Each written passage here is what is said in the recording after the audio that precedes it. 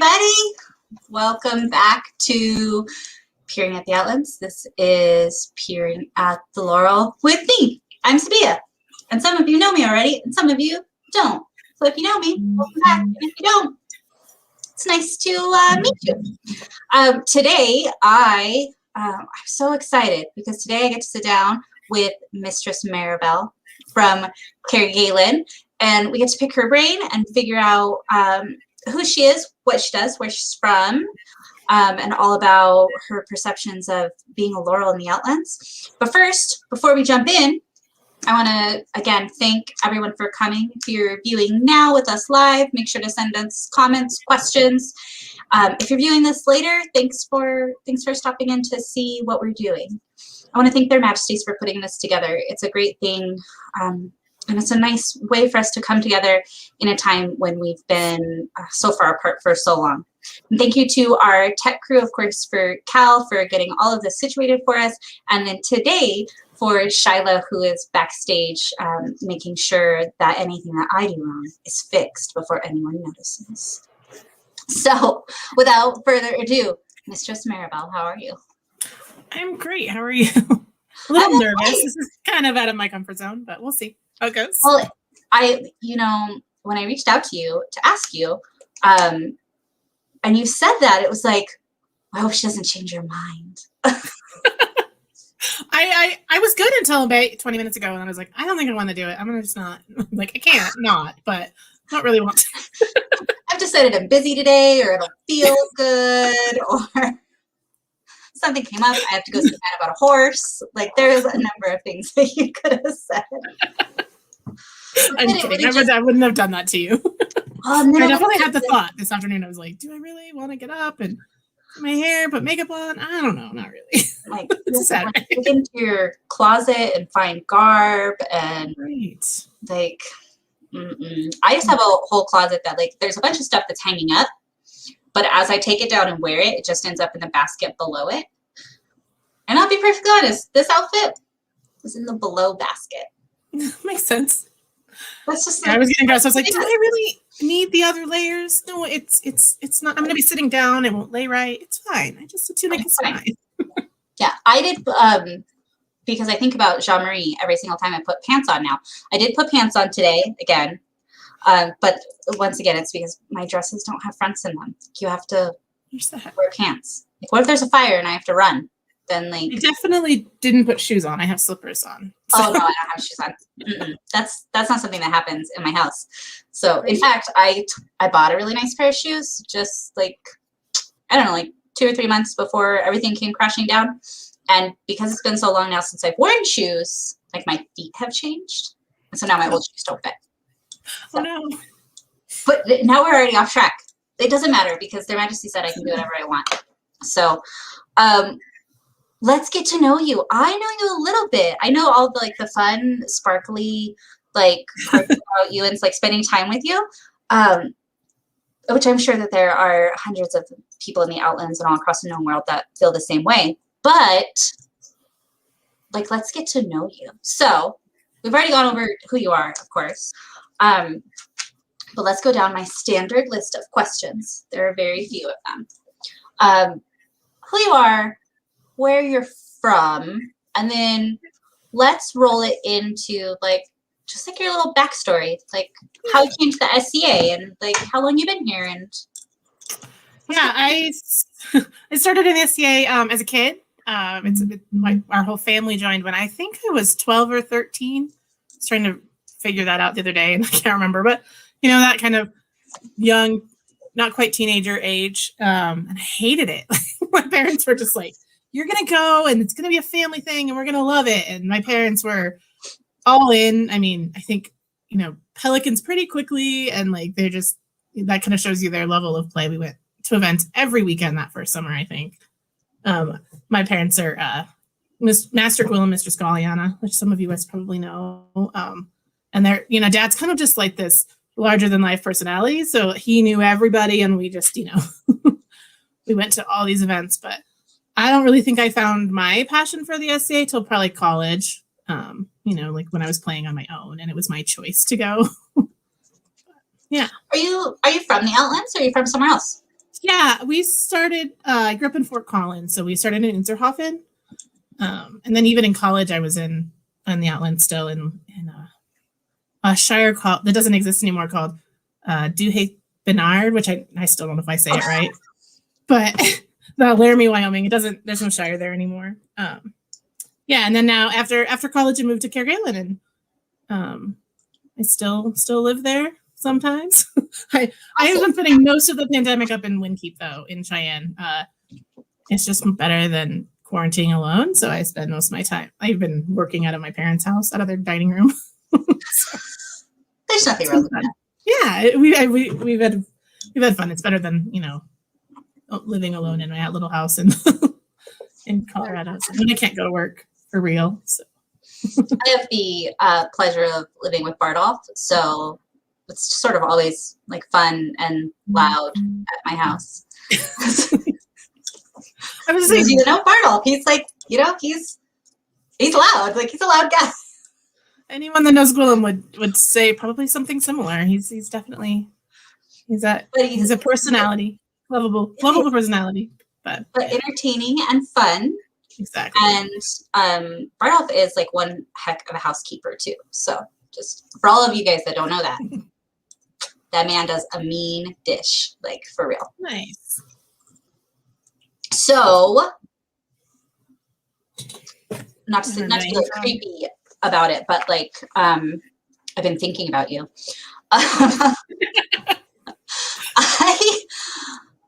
I don't have a in-depth understanding of your mastery, your skill, like what you became a Laurel for. I know that I know you did some bookbinding, and I have very vivid memories of your vigil. It was the first time I met you. I think you guys were one of the first people that came in and talked to me. I don't know, and I think it was the first time I met you too, and I was surprised you knew who I was. I remember that. Yeah, it was like you're like talking about me. I was like, I didn't know you knew me. So, but yeah, no, bookbinding is probably what I'm most known for. Yeah, I don't know why I chose bookbinding. It's just books are kind of my whole life. I work in a library in the mundane world as well, but so I think it probably started there. I started learning bookbinding while working in a different library than I do now. But yeah, I think that's my main art, but I dabble in other things. But I'm pretty sure bookbinding is what I've been known for. That, or maybe the hats I made that Finn made popular. Those little pointy nail bending hats. I feel like they were pretty recognizable for a while there. They're great.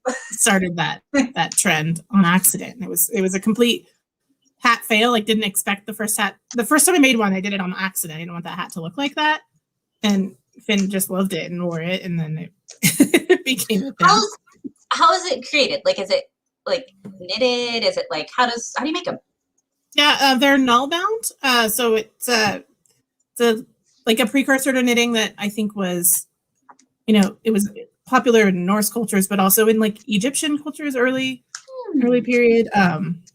So there's all sorts of null binding in history. Not a lot of hats, a lot of like socks and I was saying socks and some mittens are really popular. You can find extant ones, but I'll tell you what I think about every time I hear the term null binding, because I'm like just like a little bit familiar with it.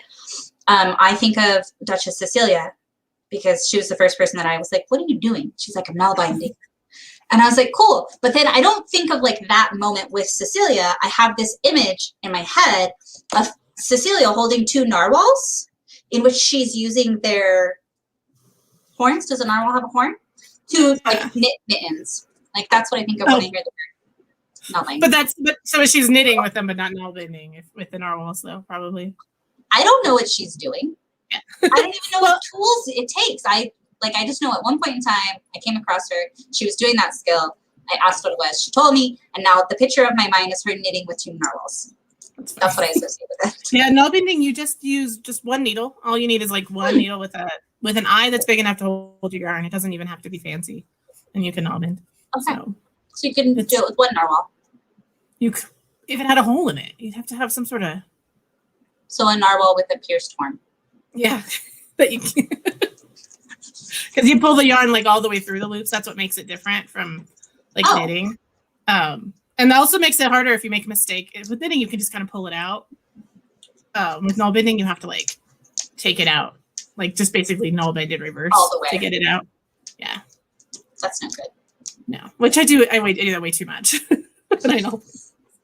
So we have a question, and her ladyship, Shyla, wants to know if you have any current projects you're working on.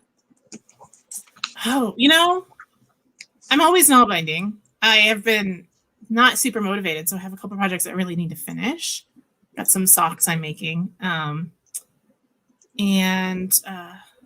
about to start a couple bookbinding projects. But yeah, I'm not. I don't know. It's been interesting with this, you know, with the pandemic. I used to do a lot of crafting on the bus on the commute to work, and now I don't have that, so I've not been as productive. I used to do crafting before I had kids, and now I don't, and they're my excuse. That's a better excuse, I think. I'm just lazy. I have all my stuff. I've made several books during the pandemic, but and then we just finished. It's been a few months now, but I finished a bookbinding project. It was tons of fun for Her Excellency Eliath. Just recently. I saw photos of that, and for our viewers that don't know, that there are photos out there online that that Her Excellency had posted. That the whole project was quite fantastic. Yeah, I was just part of it, but yeah, I did the bookbinding part, but yeah, it was definitely a kind of inspiring project with a ton of different scribes involved, so it was fun. It was really great. So you're from the Outlands, yeah, and you've lived in a couple different places in the Outlands, but you've never lived anywhere that's not the Outlands. That's true. And certainly not since you've become a Laurel. So you're just like me in that, like, we're just Outlands Laurels. So we can compare what we think we know, but we don't have like that first-hand experience of what it's like to be a Laurel somewhere else. But you could tell us what it means to be a Laurel in the Outlands to you, and maybe too, like, how your perception of the SEA changed when you became a Laurel, and especially for you as a person that I'm not going to ask you how old you are on the screen. I'm going to ask you later as soon as we get off screen, though. But as a person who has been in the SEA for what I'm assuming is at least 10 years. Yes. How it changed your perception of the SEA when you became a Laurel? Gosh, you know, I feel like the biggest thing that changed for me was just that people noticed me more, and that what I did mattered. Like, not that it didn't before, just I had a realization that like other people might think of me as an example, or, you know, and you want to be like the best example that you can be. Sorry, I get distracted. But I think one of my favorite things from my vigil, someone told me that like at some point you'll be the first peer a person meets, and you want to make sure that example is what you want it to be. So I think that's always in the back of my mind, and that's the big difference, that like you can like make or break someone's day in the SCA. Anyone can, but I feel like it's a little bit more prevalent if you're a peer. I feel like when you're a peer, and that happens, it can be very irreversible. Right. That it's very hard to go back and fix or change that poor perception that you may have given off. And I think sometimes, you know, we don't always consider that, how much more impactful it can be. Exactly. And I think it also, your people's impressions of you as a Laurel then like affects people's impressions of the Laurel and like the whole group of Laurels. Right. And I think when you're not a peer, it's a little bit, it's individual. Like people will be like, oh, that's just Mirabel. She's kind of a doofus. But like people could say, oh, all Laurels are like that. And so I think that realization really changes like just the way you think about the game, playing in the SCA in the game. But in general, I think I try to not act any different. I'm still the same Mirabel who, you know, takes a little bit too long to finish projects, and takes on more than she can handle sometimes, but I try to be kind to everybody. We have a comment that I'm just going to share. And that is that Mistress Mirabel made Mistress Ocalina's favorite pair of socks. Aww. Those ones were fun. She specifically didn't want wool, like coarse wool. And so it was a different yarn that I'd never used before. And they're tiny. Well, for those of our viewers out there that don't know Mistress Ocalina, she can shop in the kids' shoe section. And I don't say this is a bad thing or a mean thing, because she'll just straight up tell you. She just has like the most like petite little like ballerina feet you've ever seen. Yeah. And I mean, they fit her body just fine, right? Because she's like I'm this big, so she's like like that big. We're just not big people. But yeah, she has tiny feet. Okay, enough about Ocalina's feet. Oh, she did start it. I mean, she did bring it up. So she did start it. Okay. What else? Let's see. We don't really, like, because we talked about like we're from here. We haven't been anywhere else. Yeah. But how do you feel being a Laurel here might be different than being a Laurel somewhere else? Yeah, I don't know. That's interesting. I've definitely traveled a lot before and after being a Laurel. And I feel like for me, nothing really changes the way people treat me or the way like my experience in other kingdoms has been the same before and after being a Laurel.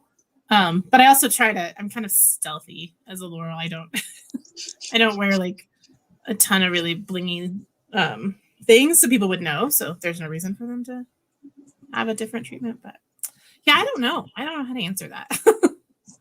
Well, it's a hard question, right? Because sometimes you don't know what you don't know, right? And then for me, there's that fear of like, I might project something, about what it's like to be a Laurel in another kingdom that might not necessarily be true. And I certainly, like, when we're talking about our actions and our words and how they affect other people, I would never want to project something that might be misconstrued as negative about the way another kingdom does something. And that can, when you're online and you're drinking margaritas, and you're just saying whatever you're saying, like, that could go like south real quick. Very true. but it is different. The way we do things here, Jean-Marie had mentioned that we're kind of like outlaws. We fly by the seat of our pants in a very traditional, constructive way. But it's not necessarily the way everybody else does it. It's predictable, like what we're doing. But it's not. One thing I can think of that is a little different. In some kingdoms, like you get your Laurel for something specific, and I feel like we're really specifically not like that in the Outlands. You just are a member of the Laurel. Often you're known for us for specific art. Like I feel like pretty sure that my Laurel was because I was a bookbinder. Like that's what people knew me as. And that is the main art that I've done like research and have a lot of knowledge on. But I think other kingdoms, it's very much when you're announced as a Laurel, you are a Laurel in costuming or whatever. And so I think sometimes conversations with other Laurels from out of kingdom, that's a difference that shows up a lot. Right. And I think other kingdoms too, like you were talking about there, it's a very specific thing. So they have they have a portfolio that they build, and in places it's tracked very constructively, XYZ, ABC.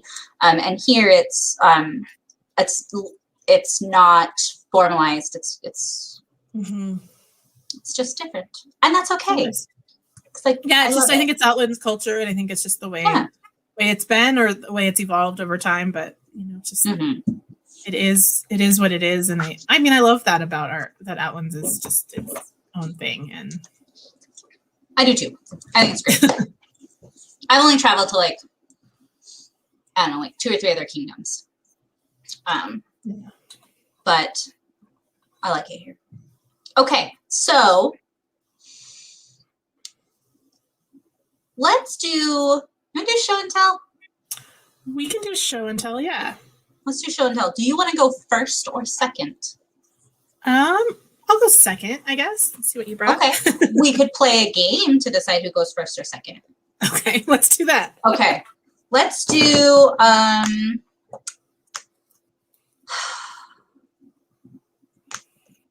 do like a true American kind of like team deciding thing. So what we're going to do is we're going to count to 3. No, this isn't going to work because how will we decide? Now you're just going to go first. I can't make it work on the fly like that. Okay. Because I was like, whoever has the higher number goes first, but then you could just pick 5 or 1. You're just... Did you want to go first or did you want to go second? Right. I'll go first. That's fine. I don't really. How about you go first for the first one and second for the second one? How about that? Do you want to show the thing that you made or do you want to show the thing that someone else made? Well, the thing that I made, I don't actually have, but I'll talk about it. I guess we'll start with that. Okay. I was trying to rack my brain about like, something that I've made that like went wrong or I didn't really like. And like, there's so many, but like, I don't keep them. I feel like I'm kind of an experimental artist. So often things go wrong and I just throw them away or make them or take them out and make them better. So I have this story about a null binding hat I was making. And I was sitting in court and I was just making this hat and I was just happily null binding away. And I was increasing. So because I start at the top of the hat and you have to add stitches so it fits a head, right? And I just kept going and I was counting and increasing every certain number of stitches. I looked down at this hat and it was huge. I mean, it would probably fit 2 people's heads in it, 2 large heads. And I remember really clearly, I just like made this really funny face and I was sitting right in the front and her, Danielle was queen. And she just saw me and just giggled and she knew exactly what had happened because I do it all the time. And then I just started taking it out and then she just giggled the rest of the time. And that hat is still it's not in the basket I have with me up here, but it's in one of my baskets as I just take it out and when I need something to do with my hands and like pull the stitches out so that I don't waste the yarn because the hat is completely unusable. So that is the one downside of null binding. It's like, I hate to just throw away the yarn. So you just have to start over. Yeah. I know. Yeah. It's just as much work to take it out as it is to make it. So it's really kind of sad. Tedious. But I do it all the time. I take a lot of null binding out. So I'll show my bad thing next. I can't be able to see this because it's just like it's a no. You know what it is? Is it's a pearl and it's a button. It was a button. It's not a button anymore. It hasn't been a button for a very long time. How did those? There you go. See, it has like a little hook on it. So I started making all these buttons, and when I first started making them, I was using a 2-part epoxy to stuff the peg into the pearl and then to make the loop, and that was great. But my loop started falling out. Your loop falls out, and then your button falls off your dress. So I addressed that a little bit, and then my story about my terrible thing is that I ran out of 2-part epoxy, and so I was at the craft store, and so I bought some jeweler's glue, which seems, if you don't know anything about jeweler's glue, like it's the way to go if you're making buttons or something like that, and you want to stick a stone to a post and it lasts forever. And so I bought some jeweler's glue and I used it. And then I went to Crown Tournament. And this was Crown Tournament that Bardolph, he took 2nd place. He went to the finals. Wow. Yeah. But by the time he had gotten there to the finals, throughout the day, every single one of my buttons had popped off of my dress. Because jeweler's glue, maybe I'm using it wrong, it doesn't set hard. And apparently it's supposed to move or something. I don't know. And so, yeah, just boop, boop, boop, all the way down my dress. So by the time that we got to the end of the day, I had no buttons left on my dress. And I still didn't put any of those buttons back. So I made all these fantastic buttons, and they're beautiful for, like, show. And on top of all that, I put them all in the same, like, bucket together. So now when I go in to replace a button, I don't know which ones are made with epoxy and which ones are made with jeweler's glue. So it's like roulette. Like, you're going to sew that button on that dress, and then you're going to put it on, and you're going to walk out the door, and your dress is going to pop open. That's my dress problem. Yeah. are very low cut in the front. So if your button pops off, it's a problem. So that's my terrible thing that I made. And it wasn't just one thing. Like I have maybe dozens of them and I don't know which ones they are. So I'm just gonna have to start over. Well, All right. Sounds like you like making buttons though. You just make them again. Well, I don't. It's tedious. They're little, it makes your eyes hurt, and it makes your hands hurt. And I'm very impatient. It's just like with sewing. It's like, oh, why do we have to do it? Like, okay. I want to see the thing that you brought that somebody else made. Right. Let's see if I can get it in the camera. Good. It's huge. Not huge. It's just big. It's bigger than the camera shot. So, I brought this. It's one of my favorite bookbinding tools that I have. I don't know if you can see it. It's a bookbinding press. So you like put your book in there and then screw the screws tight, and it'll hold it in place when you're letting certain things dry, or I don't know, working on it. So like a vice, kind of like? Yeah. So it's like a big wooden vice. I have a bunch of them actually. This is just one of them, but they're all made by my by Master Gwillem. So he's not a whale, he's a pelican, and I just feel very lucky that he has those skills because I don't.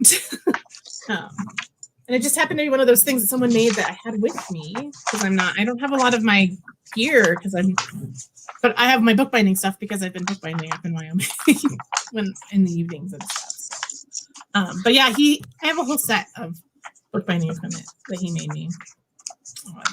That's nice. It's fun.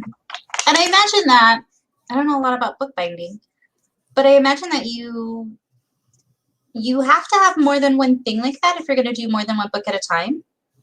Or can you do like multiple on one?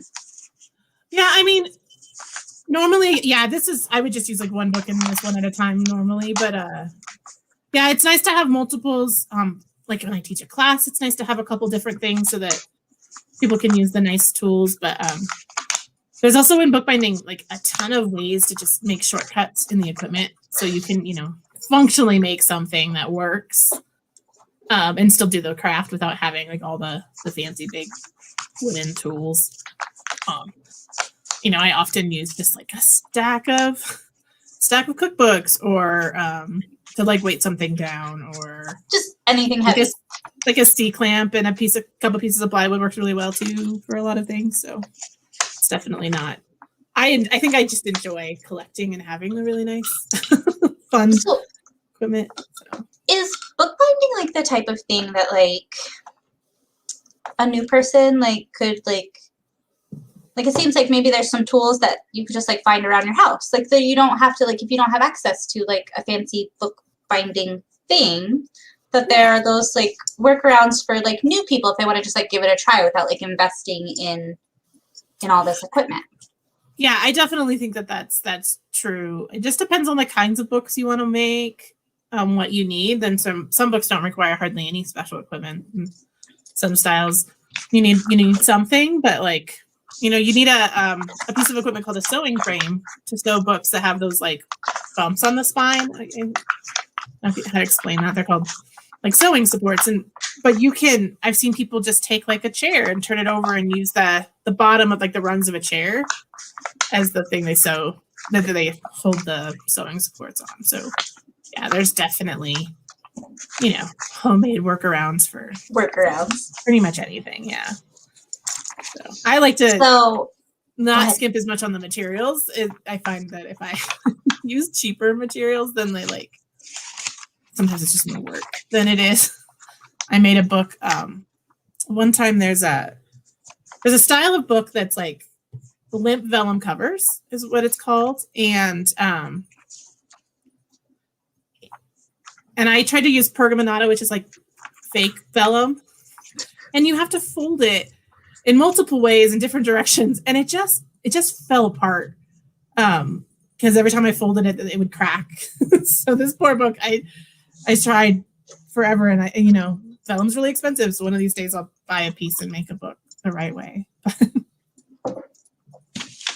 we have another comment that we'll share, not pertaining to bookbinding. This is how awesome Mirabel is. And it's from Baroness Shoshana. I hope I'm saying that right, Your Excellency. And it says, I love Mirabel and my hat and my mittens. So it seems like maybe Mirabel is like pretty good at a bunch of stuff. And that we just don't know it because she doesn't get out there and flaunt it to the world. She's just secretly handing out these gifts. I think you probably have a hat I made too. Maybe. I don't know. Maybe not me. I feel like there was at one point we made hats for all the barons and baronesses. I feel like you were still baroness. Maybe not. I feel like I would remember. It was when Bobby was stepping down, or Sir Robert was stepping down his game. Count Robert. Count Robert, yeah. Bobby, sorry. Bobby. What do you call it? Yeah, I believe that was the crown, because he made fun of Finn's hat when he offered Finn his knighthood, and then made everybody hats that look like Finn's. I'm gonna ask Bartolf because I am positive that I don't have one, but I know that I was there at that event. I was for sure there. Okay. I didn't make all of them, but we had a group of us that made them. So that made them. I'm gonna look and find out. Oh, and it says, I love my girdle book too. Is that how you say that? Is that a French word? It is a thing. No, it's a girdle. It's the kinds of books that like hang from belts. So you've probably seen them. A lot of people have them. They have the little knots on them, and then like they have hats, like sleeping hats. They're like bedtime books. Yeah, and they're called girdle books because they hang from your girdle. Oh, all right. Yeah, I think it's great. I think my favorite book I've ever made was a girdle book. I made one for Duchess Anna when she got her laurel, and it has all these little cutout brass pieces that have little cutout apples in it. So, well, if Anna, if you're listening, send us a photo. I don't know if people can send photos in the comment and we can send them or share them. I don't know. She's probably working on Saturday. She works on Saturday. Okay. I'm going to share. Can I share my thing? Is it okay? Yes. Yes, sure. So, my thing is a funny thing. It's a letter, but it has a seal on it. It's on like some nice paper. It's a little beat up, unfortunately. This is from James Ian. And James Ian is Bardolph's squire, but James is His Grace Arton's youngest son. Oh, okay. And he's always had a really close relationship with Bardolph, but I had the pleasure of getting to know him just through my relationship with their family and getting to know His Grace Arton and Her Grace Aziza. But so when I became a Laurel, I asked him if he would be part of my ceremony. And what I wanted him to very specifically do was I had bought like 4 dozen roses and flowers, but they were going to need to be set out right before the ceremony because they lay on the ground. You don't want people like stomping all over them. And I have my runner, which is actually my runner from my Laurel ceremony. But so I wrote everyone letters. And he wrote a letter back. Oh. And so, at the time, I think that he was maybe, I don't know, like 14 or 15, Yeah, that's sweet. So he wrote me this very sweet letter. And then my favorite part of it is at the end, he signs it. And then it says, written at my parents' home in Your Excellency's barony of Alberon. So, and I kept it, and I just love it so. I love it so much, and it's a neat. It's such a neat thing, right? And we play in a society where we're trying to do this like recreation and make them more period choice and have this medieval experience for everyone. And so, like receiving something like this that's so simple from a person he's not a Laurel, right? But it was so put together and so completed, and it made a magical medieval moment for me that I haven't forgotten, and I don't know that I'll ever forget it. And so I keep it, and I love it. But so that's my cool thing that a non-Laurel made for me, and I just love it. It's like my favorite thing. Oh, that's sweet. It is sweet, and he's such a nice kid. Well, he's not a kid anymore; he's an adult now. But he's a nice guy. I think it's really neat to see stuff like that too, like kids in the SCA like really getting into it more and understanding that like kind of deeper meaning in the SCA. Because I mean, when I was 14, I was in it, and I didn't really want to be, and so I would try to find things, but I never really found my thing that I enjoyed. You know, I did some archery and I liked that, but you know. And retinue, I think, was probably the one thing that I really got into early and did. I mean, probably still do retinue if anyone wanted me. For James too, I'm not saying that it's like cheating or anything, but like, look at his parents. Yeah. Like, if your mom was Aziza, like, and your dad was Artan, like you probably write something like that too. It's true. You know. Yeah. So I think that's just such a hard age in the SCA too. I think because there's just there's nothing to do.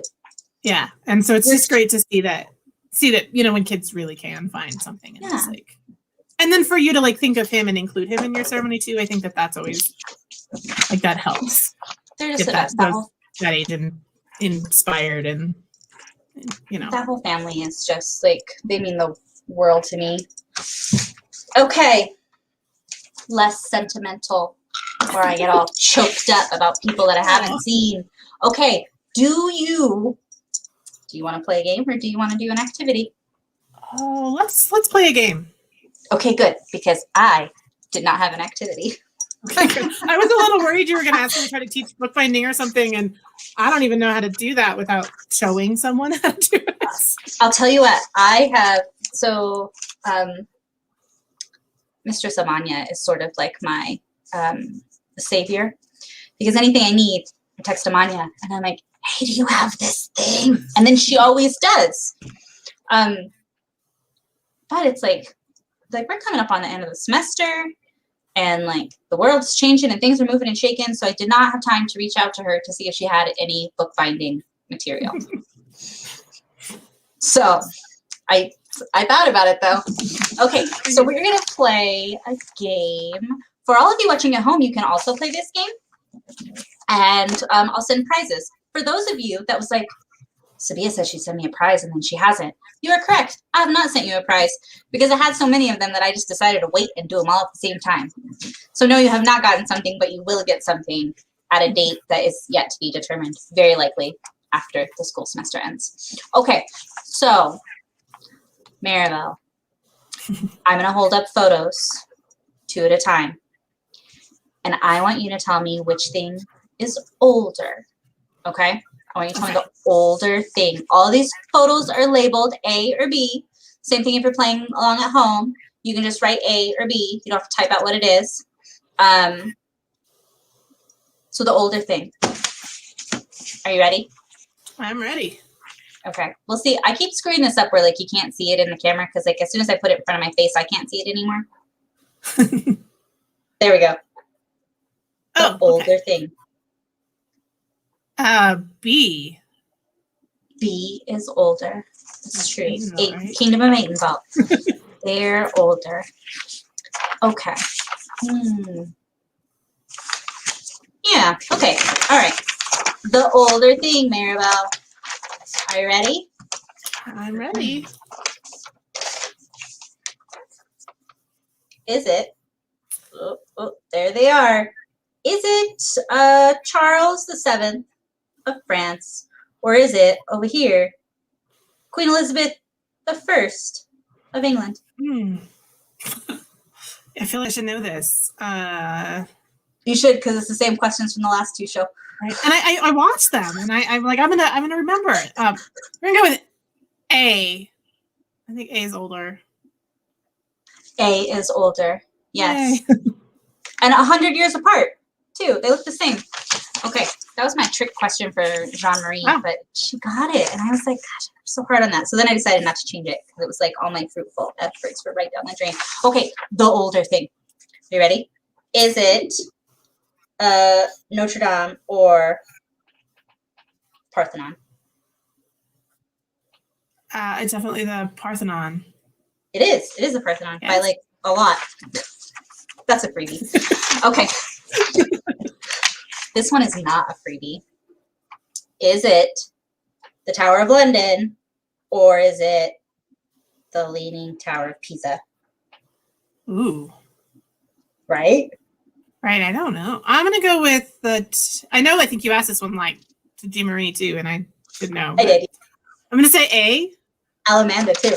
You're gonna go with A? Are you sure? I'm not sure. No, I just feel Okay. like it. I feel like it's B, but I feel like it's a trick question, so I'm gonna go with A. It is A, but it's not a trick question. Well, it is a trick question because like this photo of the Tower of London is, I think, older than this, like not the photo itself, but like this rendition of the Tower of London is older than like the Leaning Tower of Pisa. But the Tower of London was started in 1066. So Wow. that makes I it don't. I older. think I realized it was that old. Yeah, it's almost like 200 years older than, or 100 years older than the Leaning Tower of Pisa. Okay, all right. Yeah, honestly, I have no idea how old the Tower of Pisa was. So it's your guess. Are you ready for this next one? Yeah. Is it A or is it B? I'll give you a hint. B is the 11th studio album by the Grateful Dead titled Go to Heaven. Wow. I do not know on this one. What if I told you that A is the Kingdom of Atlantia? This doesn't really help me. I don't know what either of those things are. But I'm glad I know it's the Kingdom of Atlantia because I would have guessed the wrong kingdom. I'm going to go with A. It's not A. It's actually the 11th studio album by the Grateful Dead, Go to Heaven. Okay. 1980, 1981. Okay, last one. Well, they're both older than me, so that explains it. Oh, I'm going to write that down. 1981. She's younger than that. Okay. Last question. By the end of this, I'm going to know how old you are. You might. I really can't. Okay. Oh, I got to cross this off because it's not who this is anymore. Okay. The older thing. Is it Sabiha or Sir Elric? The older thing is Sir Elric. He is. He's considerably older. He's like ancient compared to me. I am a young desert fondling, and he is older than me. All right. That was our game. How did you do? Let's see. You got Elric, but you missed the Grateful Dead. But you got the Tower of London? I did, yeah. You got the Parthenon. You got Elizabeth, right? Well, Charles was the correct answer. Yeah. And did you get all of them correct? Except for the Grateful Dead. Oh, the Grateful Dead. Well, Yeah. you did better than, well, I think you did as good as Jean-Marie. I was just telling Jean-Marie she had wrong answers when she had right answers. I mean, granted, I watched her video, and so I kind of had some help there. Because, I watched both Element and Jean-Marie, so I got to see some of the questions in advance. So you had no excuse. Essentially, you cheated. And essentially, yeah. In all fairness, the Grateful Dead question, it was not the Kingdom of Atlantia last time. It was on Stiora, maybe? I don't know. In Jean-Marie's, it was Atlanta and on Stiora. It doesn't matter. I don't remember the Grateful Dead, so I was like, I don't know. I'm not going to remember it. What does matter is that we still have a little bit of time to answer some questions. So, and we have a couple that have piled up. So we'll start, we'll start with Mistress Aquilina's question because I think it's meaningful. Yeah. And so Mistress Aquilina asks, who is a non-peer that inspires you? Gosh, it's hard to pick one person. I'm gonna go with, just because it's the first one that came to mind today. Sorry, my dog is making noise. Don't howl, please. So whenever there's a siren in the background, he howls, and he howls really loud. And I think he knows he's not supposed to, because I'm talking into my computer, and he knows that means like he can't howl. And so he's like making these grumbly noises in the background. I don't know if you can hear him. So no, the non-peer that inspires me, I'm gonna go with one of them being Her Excellency Sonara. I think just when she was Baroness, she was just so inspiring because she was so new to the SCA. Like, she really hadn't played in depth much before that, and she just jumped in with all in, and just she was so kind, but like also just wanted to know everything, and she just was so interested in what everyone was doing and how she could like make what they're doing easier or more fun or whatever. She made this mug too. She's a pretty amazing artist as well. That's so funny that you have a non-Laurel thing right in front of you that you didn't mention, because Finn made this, and nice. I forgot to mention it. I was debating, and then I was like, I don't know, I have so many things. But this is actually not my favorite mug she made me, but it's just the one that I had. Because I love this one is really sturdy, so it lives in my basket because I don't worry about getting broken as much as some of my other ones. I have one that she made that I don't take it out of the cabinet because I'm afraid it's going to get broken, and not because it's not sturdy, because it's very well made, just because I would be devastated if it got broken. Yeah. I break mugs all the time. So. That's Bardolph. He's broken like every mug I've ever had, I think. I broke, I think, 2 mugs, a plate, and a bowl all in one time once. Like, it just dumped the whole basket onto the asphalt and like lost a whole basket full. Yeah. Every single time though, I will say it was never his fault, like, because if I throw a mug in a basket and then I just chunk it into the back of the car, when he goes to open the car up, it's not his fault if it falls out, hits the ground, and shatters. That's true. Because realistically, I should have packed the mug like you should pack something that's breakable. So he's not totally at fault. Maybe I set him up for failure, and I should consider that when I'm packing. I feel like I'm always constantly like collecting mugs because I know that I'm gonna break them, and it's sad. But so back to Aquilina's question, who's a non-peer that inspires you? And I think it's a hard question, right? Like you have to think about it, and to pick just one is like, that's so difficult, right? Yes. Yeah. And I think there's so many people that inspire you in different ways. Right. So I think sometimes just the first time you meet a newcomer is really inspiring. Like any newcomer, they don't even have to have a name. Like just seeing the SCA through someone's eyes like that, like when they're just they want to soak up all the new stuff, and they just really want to learn everything. Like I just find that makes me want to learn more things. Like to remember back to when things were new. So it does. And there's so many of them out there, And I think for me too, sometimes that you have people that do things and that inspire you, and because you get that inspiration from them, and because of the way that it's for me, the way I view them and I think of them, sometimes you forget that they might not be peers. Right. Because I look at them and I think, well, in my mind, you are. And you're a good person and you're kind and you contribute, so I'm going to treat you like you are, because that's the way you should be treated, whether you're a peer or not, right?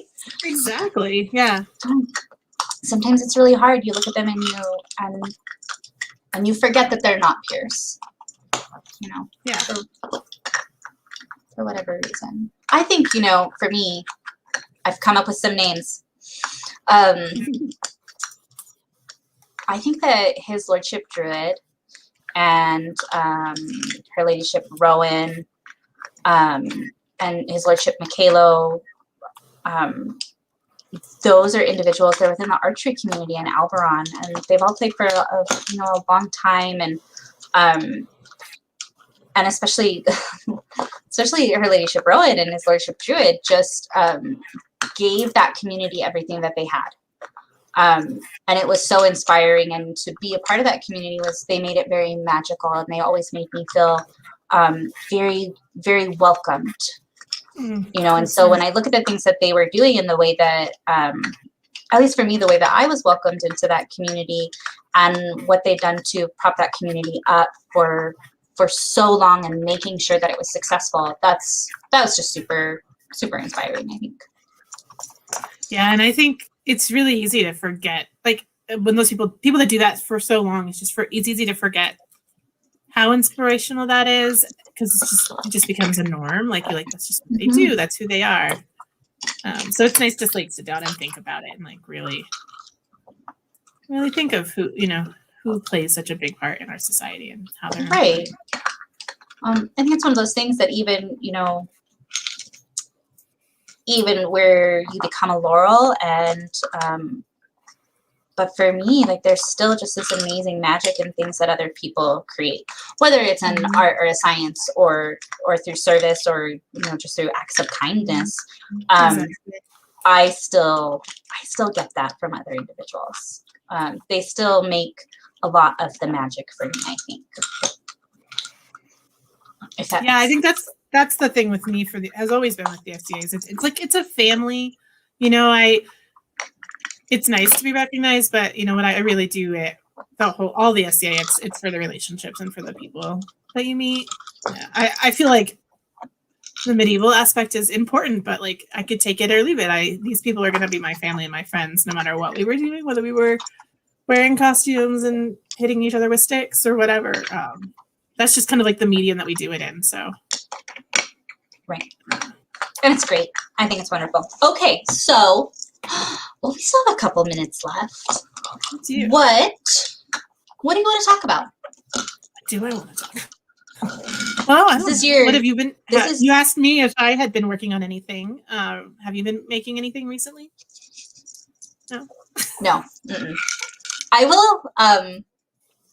will say that after the whole drop spindle experience, John Murray taught me how to do that. I did try to I tried that. I don't no, I haven't been working on anything. It's kind of it's not sad or depressing. I wish that I had more time to work on things. But right now, we all go through those phases in our lives where we just don't have the resources, whether that's time or money, or like finding the actual thing that you need, or even like knowing what it is that you want to do, right? The idea to create something. And for me right now, I work full-time and I go to school full-time. I have 2 little kids. So that's a full plate, yeah.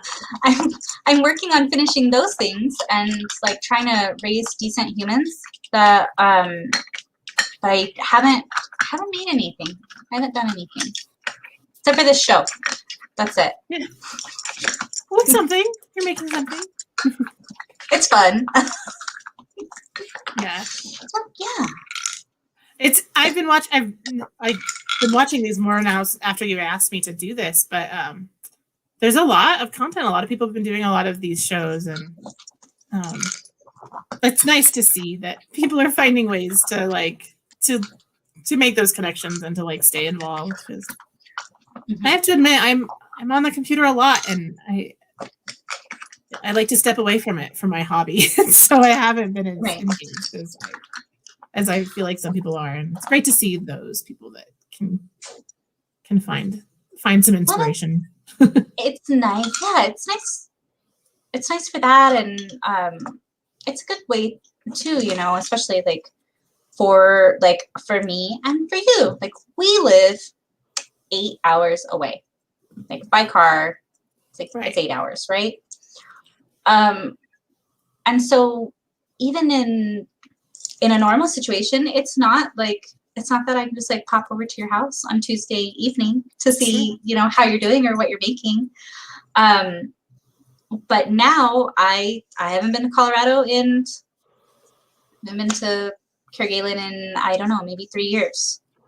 Wow. So, so it's nice to be able to connect. I appreciate the fact that I could just reach out to you and say, will you spend some time with me? And you would say, yes, I'll spend some time with you. Yeah. Yeah, I think that's what I miss about not being able to go to practice and have fight or events. It's nice. I like to see people, and I'm not I'm pretty happy just sitting in the room and reading a book or making something and not interacting. So it's really easy to get into that habit of not reaching out. So it's nice when people do. Let's take one more quick question. Is that okay? Let's do one more. Absolutely. I have so many thoughts on this. But you go first. So this is Sir Ferris. How important is being an apprentice when on the path of the Laurel? And I don't know if you've met Sir Ferris, but Sir Ferris is from Edenfeld. I don't think Recent I have. transplant. No. He's very kind. Very nice. So I would say in my case, it wasn't important at all. I wasn't an apprentice before becoming a Laurel. I was actually a student to a Pelican.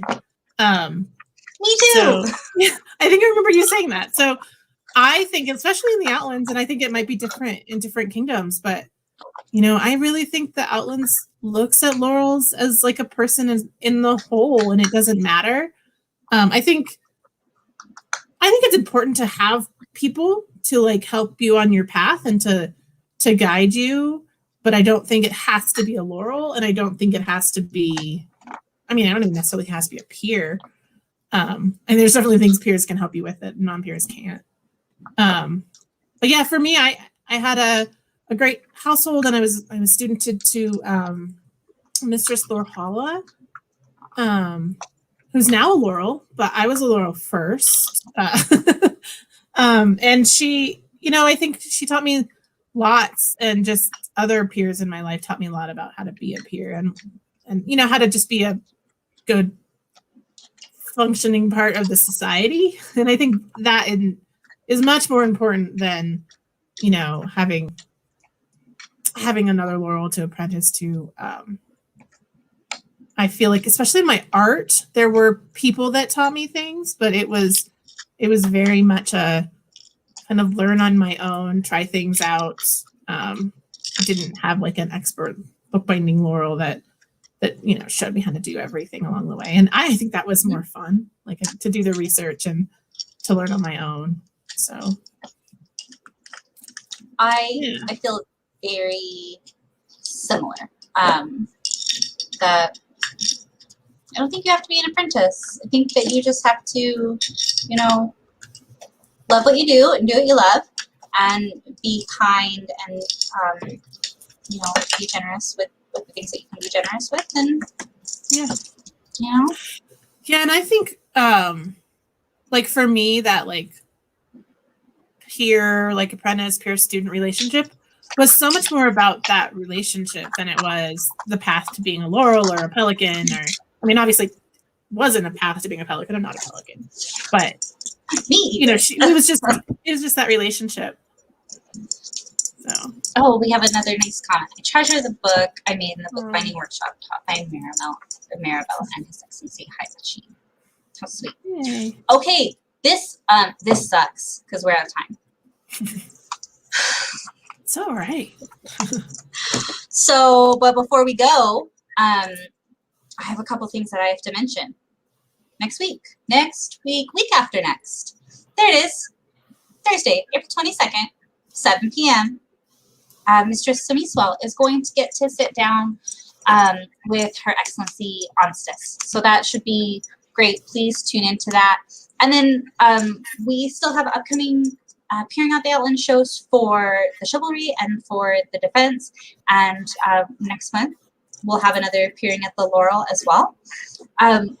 I do want to say thank you again to their majesties for making this possible, to our tech crew for all of the work that they've done putting this together, especially to her ladyship, Shyla, today for being here and supporting us. And then, but most importantly, and above all else, Mirabel, thank you. And thank you for, coming out of what you said was your comfort zone to like talk with me and answer questions from everybody out there. And I appreciate it. And I miss you. I miss you too. And thank you for inviting me. I felt honored to be asked to do this. So thank you so much. I haven't had anybody tell me no yet. Who can tell you no? I mean, oh well, I'm waiting for it. That was my first response was like, hell no, there's no way. No. Sorry, I shouldn't say that word. But there's no way I can do that. That's not me. And I didn't say no right away, and I thought about it, and it was fun. Thank you for having me. I'm 3 for 3, so we'll see. I gotta pick my my maid person, and that may break my yes streak. So if you're listening out there and you happen to be my maid person and I reach out, don't say no. Just say yes. Okay. It's fun. Mirabel, it's fun. We'll enjoy it. Thank you, everybody. Thank you for joining. Please be safe, and we'll see you next time. Bye.